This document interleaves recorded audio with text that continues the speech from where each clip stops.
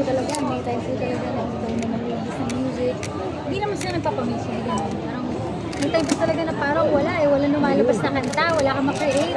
I'm just so happy last year nagkaroon po ako ng ng creative flow. So, tuloy-tuloy po siya. Bukod po sa babala, ang dami ko po talaga nasulat na kanta last year. At saka tinatag ka pag nababanggit yung pangalan mo sa mga issues. Tinatag ka nila pag yung mga natin. At saka mga kanta mo, inaano ka rin. Tapos yung mga youngsters mo. Sobra po. Sobra akong grateful kasi. So, this babala, gaano katagal ba? Ito po, babala parang parang mga, took me parang mga 2 days. Parang nasulat ko muna yung chorus. After nun, the next day, pahinga ako kasi may ganun ako eh. Like dati, yung hawak kamay, parang 1 oras tapos agad. Yung hawak, yung ikaw, parang from Manila to Zamboanga po, nasa aeroplano ako nun. Parang lang, 1 hour and 45 minutes, tapos bago mag-land, tapos yung kanta. Pero siguro po, it comes with my age din. Iba rin talaga yung songwriting process ko. It took me 2 days bago matapos ko kanta. Hindi siya katulad before. Okay lang. 2 days. Wait, aside from Makoy Dubs, meron ka pang ibang gusto makakapag? Yeah. Miss Regine Velasquez, target ko po this year. Sana makapag-record kami ng Miss Regine. Sobrang niya ako na-inspire. Yung Regine Rocks po na una. Yung pangalawa, hindi ako nakasama ko dito eh. Meron po akong nag-schedule ng Regine Rocks ngayon. Pero yung last year, nag-guest po ako. Nasa likod lang ako ng stage. Pinapanood ko siya, pero nasa side ako. Pero may VIP ticket ako. So pinapanood ko how much sobra siyang mahal ng fans niya. Sobra akong inspired. I aspire to be that. Sana ganun ang connection ko sa fans ko. Matagal ako sa industry. Yung energy, yung love, ganun ko mararamdaman. Sobrang starry-eyed ako. Pero hindi ako nakapanood ng concert ng Gary. Meron pa sa Maynila. Meron ulit nga po eh. Nanonood na ako. Sobrang ganda rin, nakakaiyak. So, I'll watch that. Ito Gary also. Gusto ko talaga makakulala. What's with babala? Ano yung nag-inspire sa'yo to write this song? Sino ba yung pinagbabalaan mo? I was just having a bad day. I was really just having a bad day. It's parang, alam ko yung mga fans ko, parang kilala nila ako. Kamay, salamat, ikaw. Parang inspirational, very positive. And I think isa sa mga core fan base ko rin talaga Christian market. No? I'm a Christian. Pero siguro part of my emotional growth is to process my negative emotions as well. So mga hindi nakakaalam, 4 years na ako nagte-therapy. And isa sa mga turo ng therapist ko, at times kasi ganun ako eh. Di ba pagka ayoko ma-feel yung anger kasi baka mamaya kaibigan ako, maging bad ako na person, nakaka-guilty. Pero pag ganun ka pala, sabi ng therapist ko, parang parang naging in denial ka, pero eventually, lalabas yung anger na yun, pero baka somewhere else. So para sabi niya, process mo lang when you feel something na hindi pleasant. Process mo lang, just go through it. Tapos na. Wala lang siya. Ang ganda rin kasi yung bad day mo, ginawa mo something creative, something parang ma-inspire din, baga makakaano sa mga tao. Yes, kailangan yun eh. Parang yun kung meron man akong gusto na ma-send na message through this track is to just, it's okay. To have a bad day. It's okay na feel mo yun, na minsan parang nainis ka. Okay lang yun. Hindi siya, you're not a bad person. Sometimes kung meron kang bad thoughts or minsan meron kang anger na parang nandun lang. Hindi siya masama. Mas okay nga eh. Parang feeling ko through this song, gusto ko yung youngsters parang yung bad energy niya, isayaw nyo na lang. Kaya shake off nyo na lang through this music, through this song. And parang nagsimula ka sa showbiz, di ba? PDA 2006. And it's been how many years na? 17. Parang ibang generation na of listeners na din. Hindi ka ba natatakot na syempre yung listeners ngayon iba na kumpara sa nung nagsimula ka? I like May that pressure question. ba? I like that question. Siguro pinrocess ko siya during the pandemic. Siyempre, di mo maiwasan to think about, oh no, paano makikisabay sa mga bago. Hindi naman maiwasan yun eh. Kasi you still want to connect sa bagong generation, you still want to connect kung ano yung gusto ng mga tao. Siguro naging conclusion ko doon, pipilitin ko just to conform. Kumbaga, conform sa kung ano yung hilig ng mga tao ngayon. Yung trend. Yan. Tapos hindi siya natural sa akin. Parang pilit. Titrade ko ba yung core ko for that? Uy. I'd rather just evolve naturally kung saan ako papunta kesa mag-conform ako kasi ito yung gusto nila. I just wanna be true to myself. So ginawa ko nung pandemic, tsaka even itong nakaraang taon, nakikinig lang ako ng music ng mga gusto ko. Parang nagkaroon ako ng ng realization about creativity. There are times na parang tayong halaman.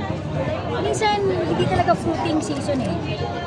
And it's okay kung hindi fruiting season. Kung ano lang siya, kumbaga nag-absorb ka ng nutrients, yung preparation yan kasi magkakaroon ka ulit ng fruiting season. Parang pagka-preparing season na, then be in that moment. So kung hindi pa creative season, wala pang creative flow, huwag pilitin. Makinig ka lang na makinig. Kaya ako, ang dami ko na binge watch na Netflix shows for me to, just enjoy. Kasi even, not just music eh, stories, yung mga iba't ibang nakikita mo. Kasi kung ano yung mga things na magkakapil sila ng something na real. Siyempre kami sa buhay po namin, 17 years na po ako sa industry. Sometimes our lives are just parang hamster wheel. We wake up, mag-makeup kami, punta kaming show sa bahay, stable relationship namin asawa ko. Alam ko na, predict ko na, tatawa kami, kung kami sa couch, kakain kami, magpapaaraw kami. It's all like that eh. For me to be able to experience different kind of emotions, sometimes kailangan ko talaga mag-borrow ng energy from shows, from stories of people around me, from, old songs. Nakikinig ako ng mga 70s, Diyos ko po. Fan na fan ako ng Bread ngayon. Nakikinig ako mga Aubrey. Mga ganyan. Aubrey ba? Sir, hindi ko alam bakit. Tapos meron pa isa yung Alone Again. Pero paulit-ulit lang. Yung mga gano'n, mga 70s, 60s na music. Nakikinig ako ng mga super lumang mga tracks ng Beatles. Nagpaparo ka ng energy kasi hindi ko pwedeng gano'n stagnant ka lang.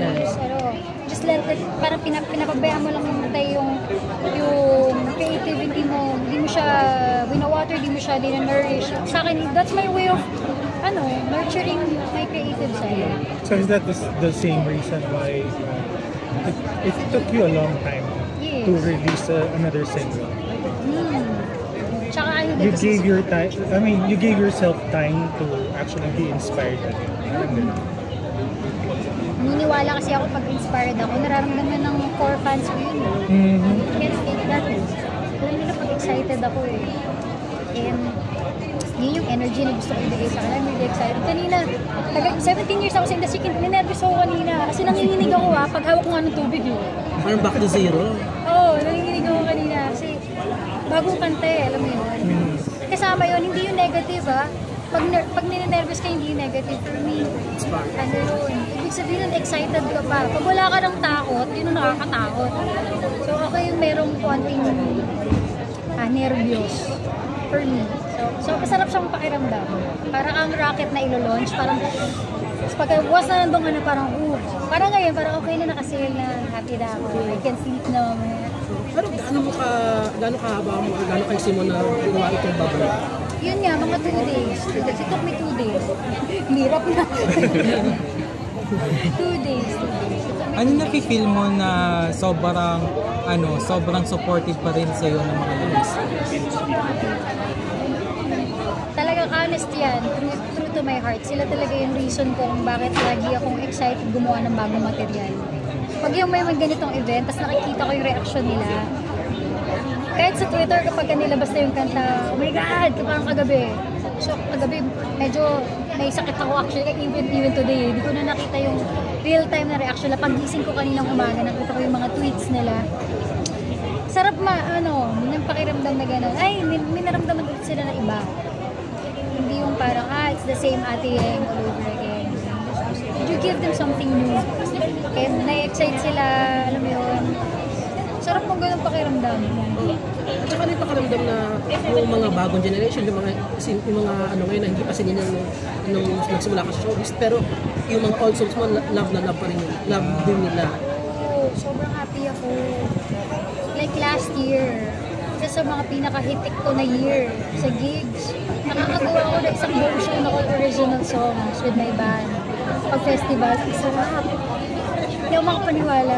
May ganun parang... Naalala ko si Kuya Yael, una sa lahat. Kuya Yael, salamat.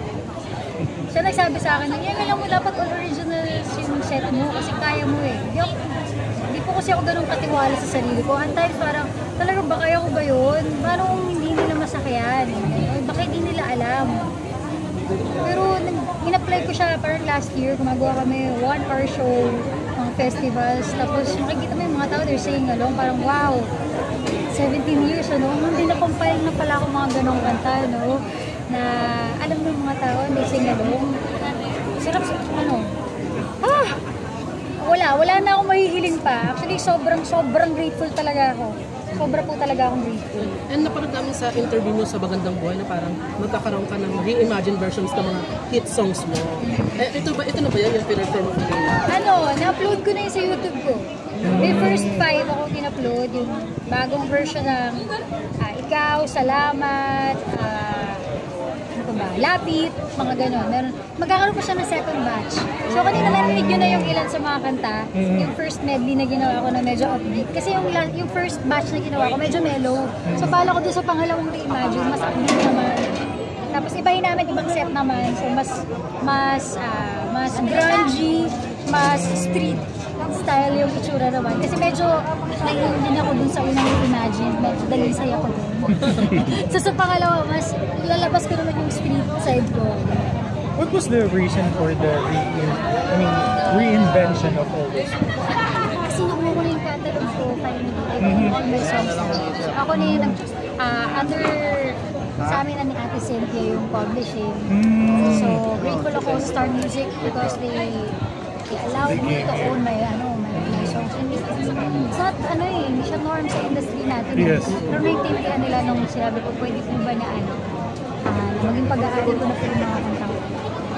Siyempre, gusto nila, di ba family kami, doon ako lumaki. So parang, bakit? May ganun na, may emotional side na parang, wag kang umalis. Hindi naman po alis, I just really have to own my songs. Iniwanag ko na sa Rocky, parang andito, old, hindi alata, charat. Pero po, side na rin po yun siguro, both ko as an artist, kailangan naintindihan ko yung business side ng industriya, to manage my own music. Naintindihan naman nila. Happy ako. Pag nakikita naman kami ni Sir Roxy, friends pa rin kami. Para ako, walang bad blood, hindi ako nag-burn ng bridge kasi nakinupuntang na loob ko sa kanila. It's not something to fight about. May mga bagay na pwede palang daanin sa ganun, lapitan mo lang yung boss, naiintindihan pala. Pero nung una, takot ako. Baka sabihin nila, wala akong talaga, baka sabihin nila ganito. Hindi ko naman reaction. Naiintindihan ko. Kung saan ako nagkakaya. Tsaka nung time na yun, sakto parang, parang pa-pandemya o papasok yung pandemya. So yung yung kaba mo na parang baka hindi na bumalik sa mundo sa dati. So kailangan mo ng passive income. Thinking baka apocalyptic na yung nangyayari sa COVID. Hindi talaga medyo negative ako sa mga ganyan eh. So parang naintindihan nila where I was coming from. Kaya yun, ngayon, yung mga songs na existing na meron ako, ginagawan ko ng bagong versions. Para pag pinakinggan ng fans sa YouTube or sa Spotify, Hear something different. Yes, you hear something different. Kikita mo, to be honest, and I'm not ashamed of that. Minsan kasi tayo mga pinag-donate tayo. Don't talk about money. Pero that's the truth. So that's part of it. At the end of the day, parang, these are my songs and okay lang yun. You earn through your, creative endeavors. At this age and time, may mga fears ka pa ba? Fears? As far as your career goes, as your personal life. Kasi improving ni God time and time again. In-exceed niya pa lahat ng expectations ko. If I look back, ako po yung batang ng Talban Rizal. Kumakanta ako sa bars. 30 songs a night. 250 pesos. Doon ako nang galing. Tapos ako matatao. Nakita ko how faithful it is sa buhay ko. Grabe ang Panginoon. Ito kaya. Bilib ko at faith ko sa Kanya. Yung parang yung bilib. Relibs ako sa iyo, Lord. Kasi ginawa mo namin. At the same time, yung faith ko, talaga nakakapit lang ako sa Kanya. I know ba din daming times. Daming mga songs. Feeling na ba ang hit nito yung sino yata ginagawa nito. Hindi naman yung mga songs din naman ako binabato ng hindi. Pero sobrang faithful niya. Sobrang faithful niya. For me to be able to stay in this industry for 17 years is enough to itself. Wala na ako pero sila. Wala na like, si pangarap ko na-achieve ko na and more than that.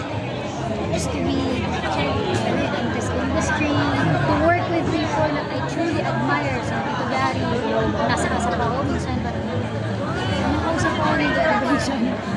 Oo nga pala, wow. Kasi Miss Reg ko na, magbabackup. Si Miss Reg talaga, nababaliw ako dito kay Miss Reg. Bigla kasi niya may approach. Yung may bagong album, pwede akong mag-backup. Ano daw sabi ni Miss Reg, parang gusto mo i-shake yung utak mo, parang tama ba yung naririnig ko? Kaibigan ko si Eric Santo. Grabe yung life ko. Grabe yung life story ko. Wala akong magiging regrets kung in Jesus' name. Pero parang it's a life well lived for me. Sa mga bago na pinagagawa ng pag-gets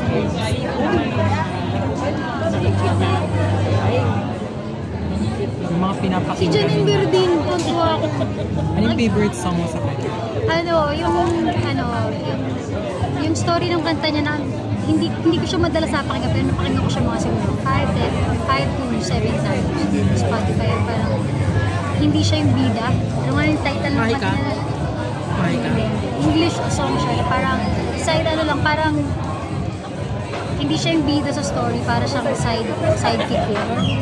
Meron siyang ganung perspective at times parang ang quirky niya. Ang quirky ni nalala ko yung time na pumasok sa industry. Tapos, syempre, di ba, gusto ko maging artista, gusto ko maging cool. Tapos, syempre yung norm sa industry natin, dapat parang Miss Sarah Geronimo, Miss Rachel Aldo. Hindi ko alam paano ko ilalagay yung sarili ko before. Paano kaya makakapasok. So, nung umpisa, talagang tinry ko na pumasok dun sa Kulma, pero hindi talaga ako. Parang yun, I really had to find myself. Kaya natulungan ako nila kay Erickson to go back to my core. Ngayon, si Janine nakita ko, hinahanap na niya yung footing niya. Nakakatuwa, kahit medyo baliw. Naintindihan ko kasi ganun din ako ng bata ko. Parang yung freedom niya, yung creativity niya, yung forma niya, yung buhok niya, tuntua ako. Tuntua ako sa bata ko. I love it. Ano hanggang ngayon yung favorite single? Favorite ko na single ko? I will always my career sa Hawa Kamay. My career. Talagang yun ang nagbukas ng pinto para sa akin. Sinrot ko 14 years old ako. Tapos kinakanta na ng international. Mga K-pop, kakatawa. Alin po? International schools is a very hindi mo yung choir. Yung international choir, nakita ko. Grabe yun, nakakilabot. Siguro ganun, pinakamalaking utang na loob ko na lang. Kasi parang yung mga kanta ko parang mga anak ko So parang pangit kung mag-pick ako ng one na parang yung pinaka-favorite ko. Pero ang pinakasigurado ko, kung hindi dahil sa hawak ko, wala ako. Yan talaga naging susi ng pagbukas ng lahat ng opportunities for me. What would your advice be to, people who would want to sing one day? I mean, if they're just starting. The truth is, in this industry, there are a lot of hindi lang talent yung ilalagay mo. Kailangan ka rin matuto makisama, to learn from your mistakes. Ako, very introverted ako, tsaka awkward talaga ako na person. So at times na may mistake talaga na suplada ako. Pero the truth is, sobrang awkward lang po talaga ako. And I'm so grateful na sinurround ko yung sarili ko ng mga taong magbibigay sa akin ng feedback na parang, sabi ng producer, parang medyo, ano kaya, snob. Talaga po. Could give you Oo, direction. para maayos ko yung kailangan ko ayusin. Kasi po hindi lang talent eh. Lalo sa Pilipinas. Hindi kaming talented. Kaya parang sa talent lang, umaapaw tayo sa talent. So, once you get in the industry, yun, yung relationship, kailangan mo rin alagaan. People you work with, people who take care of you. You take care of them as well. You give them value. You appreciate them. Na hindi lang, andyan ako sa industry kasi galing ko. Hindi. People are working hard as well. Kung paano ka nag-work hard para manatili ka sa posisyon kung nasaan. They work, sometimes siguro, makakalahati lang yung tayo. Ang sabay, yung trabaho naman, kaya sobrang grateful. Hindi ko rin po masasabi na parang galing ko kaya ako nasa industry. I'm so grateful with people ko talaga na kasama ko. Siguro po yun ang team ng life ko talaga. Just gratefulness. Gratefulness. Yun talaga. Just to learn relationally and ano po na hindi pa fix. Ayun, isa pang matututunan. Hindi, yung first na gusto mo, hindi naman yun yung parang yun na yung gusto mo lang lagi. Nag-i-evolve ka pa. So, huwag mo tigas yung ulo mo. Kasi po, diba, natuto ako mag-heels. Natuto ako mag-makeup. Nung kakapasok ko sa industry, ayoko mag-makeup. Ayoko magsukulay. Di mo nga papasukat ng anything na parang medyo nakaka-popstar. Parang gusto ko medyo weird, quirky. You have to learn. So, minsan yung gusto mo, hindi pa yan yun, mag-evolve ka pa. Just be open. Or at the same time, kahit open ka, always yung pinaka-core mo, huwag mong pababayan. 17 years in, who are you most thankful with your career? Si God. Panginoon ko yun. Grabing grace. Grace.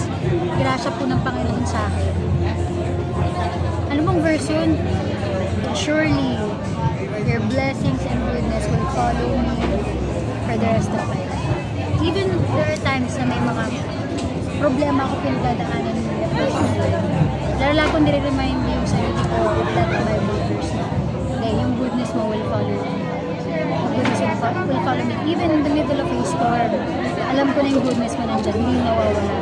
Eh parang ayoko mag-blind ng present situation para hindi ko makita yung goodness niya. Kasi sometimes the goodness ni God hindi is extravagant. Hindi siya nandun sa milyon. Hindi siya nandun sa limelight.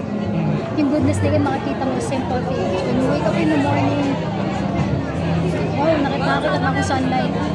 God, wow, yung mga ganong moment. May mga magic moment. Minsan kumakain lang ako. Madrama po, emotional ako siguro partner ko ng pagiging artist ko. Minsan gano'n kami nakasama. Kumakain kami. Bigla na ako naiiyak. Parang, sabi ng bait ni Lord. Ang bait ng Panginoon. Sobrang bait niya. Yun po talaga. Sigat talaga. Hindi lang sa career, personal kong buhay. Times I don't feel like I deserve this kind of goodness eh. Ano ba? Lagi Pero na lang. totoo po yan. Sometimes parang may ganun ako. Parang, God, sobra. Minsan may mga time ko na, God, parang lang deserve this talaga. Thank you. Grabe yung grasya. Yung kasi grace po, yung goodness na hindi mo naman deserve. Iba naman yung blessing pa. Bless kami God. Kasi may ginawa akong maganda. Therefore, yung grace kasi hindi deserve. Grabe yung grace. God, grabe na yun. Parang, okay, ito yung deserve mo, pero ito yung bibigay ko sa'yo. Babalik ako lagi din sa iyo na taga-Montalban. Lagi ako sa God. Thank you, Would you mind inviting people also to listen to your newest single? Where they can get it to everybody. Hi everyone! My song Babala is out now sa lahat ng streaming platforms. Sa Spotify, sa Apple Music, sa YouTube. May lyric video na sobrang ganda and music video, sana pong panood nyo. Gawa ng Toothless at saka yung live din po nito, abangan nyo very soon. I-upload din po namin.